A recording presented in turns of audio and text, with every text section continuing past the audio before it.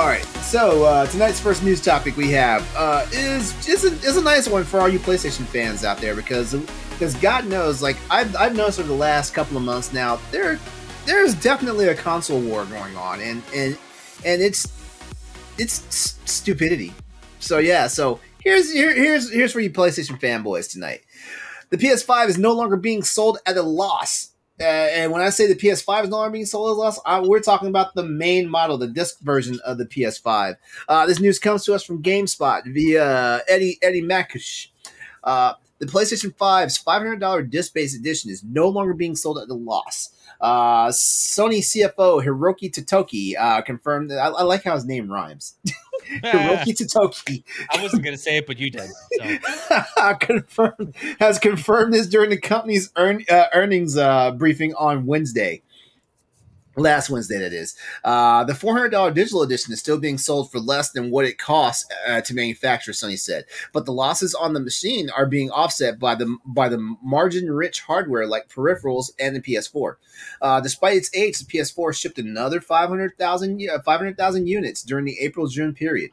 Overall, while Sony's video game division posted a modest 2% increase in sales, total operating profit took a substantial hit during the latest quarter. Sony said that this was due in part to the decrease in sales of non-first-party games and DLC, as well as losses due to the PS5. Sony said it was taking a loss on the PS5 due to a strategic price point to help the system move units, and I don't know what that means because we didn't get any reference for what that means. So I'm sorry if we're losing you on that one. As you guys know, losing money on game consoles is a common occurrence near the start of a platform's life cycle, but it's not true for every system. Nintendo wildly popular Switch console was sold for a profit directly from the start. Microsoft, on the other side, has never offered specifics about the profit profile of its new Xbox consoles, but Xbox boss Phil Spencer has said the real money in gaming comes from software and services, which we can all agree with that. Absolutely. Yep. All right. So, question for you guys: will Sony be able to maintain with the current economic setbacks and start breaking even soon? What do you think? How long do we say it will take Sony to completely, be completely profit, on all their hardware sales? It seems like they're doing well enough. I was actually able to get another one. My mom had been searching for one for my brother. Mm-hmm. So I mean, it wasn't that hard the last time. Like it was kind of right away. So if they're going to be able to get more systems out and make it a little bit easier, then yes, then no, they're gonna make some fucking money. Mm-hmm. The machine is a marvel. It's wonderful. Oh yeah, it's my favorite of my systems. I have the Switch OLED, I have the Series X, and I have the PS5. Because I'm an adult. Same. with a goddamn fucking paycheck, I can have all of them now. So I still don't have a Series X. I can't seem to find one. I like my Series X. I like my PlayStation better. I'm only getting the Series X I'm only getting the Series X just so for at least for one console generation I can say I have every console. As long as I have it before November 11th, that's all that I care about. Because I think the last time I had it is. I think the last time I had every console was when honestly the last time I had every current console was back when it was like two people in the game, Nintendo and Sega. That's even then, there were a couple other systems that popped up around then, unless Sony made the Jaguar. No one cares about the Atari Jaguar. Or the TurboGrafx 16 or the Neo Geo. Okay, first of all, those motherfuckers were too expensive. They were too expensive and too niche. You were basically buying an arcade cabinet whenever you looked at Neo Geo. Yeah, you were basically buying an arcade cabinet.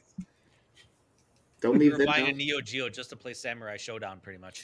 Yeah, which I mean, there's nothing wrong with that. Samurai Showdown and Fatal Fury. There's nothing wrong with that. Yep. No, I think we'll see a turnaround when Sony offers a slim model for these things. You think that's what? Once they can kind of nail down, you know, they can cut corners on the hardware and the technology, and yeah, once they kind of slim it down a bit, because man, this thing is a monster. This thing is huge. Yeah, it You is. know, I think if they could kind of nail down the hardware specs and slim it down a bit, I think that's when they'll start making a profit. I'm already trying to. Because what are they going to do? They're going to sell it for like $450.